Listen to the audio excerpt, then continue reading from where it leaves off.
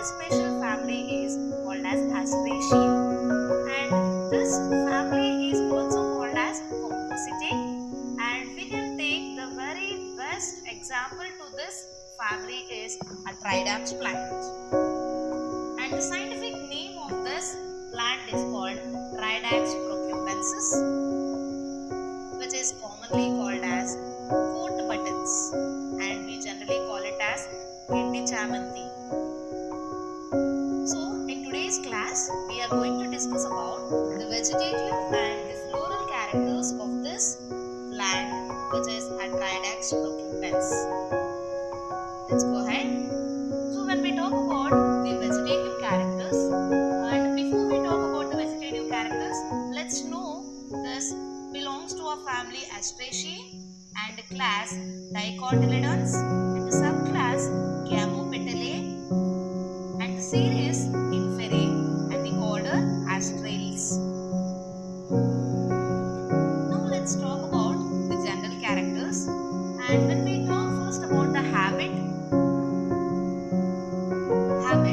these are mostly annual and perennial herbs, and some are shrubs also, and rarely we see some of them are climbing herbs. And coming to the habitat, and most of these are mesophytes and some are xenophytes, and very rarely we see a marshy habitat of this type of plants.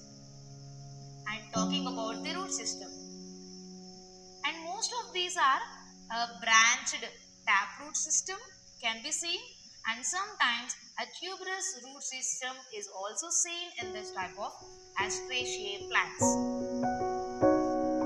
And coming to the stem, and this stem is woody or sometimes herbaceous, and we can see a long slender stem is grown, and a small hair-like structures are grown on this stem, which are very minute.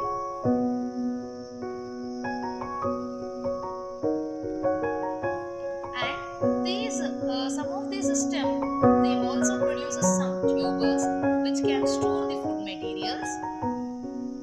And talking about the leaf, here you can see a simple leaf or alternate or opposite leaf system is arranged in this family.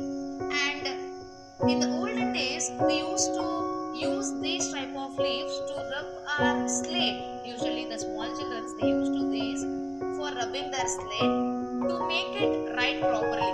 If not, they used to use these leaves to rub the blackboards. So that was the use of this leaf. And you can see the venation is a reticulate venation. That means a network type of venation can be seen in this type of Tridapse plant. Sometimes we also see a parallel venation.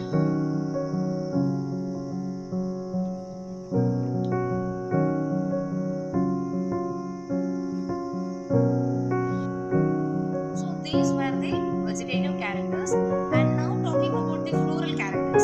As we all know that floral characters means we generally first talk about the flower. So in the flower, there are flower different parts are arranged in the four different whorls. So among that, the first whorl is called as calyx. So as we all know that the small sepals are collectively called as a calyx. Here we see this calyx is reduced to the pappus. So we are unable to see the sepals, and just we see the modification of the sepals as a pappus. This helps for the fruit dispersal after the fertilization and the zygote formation.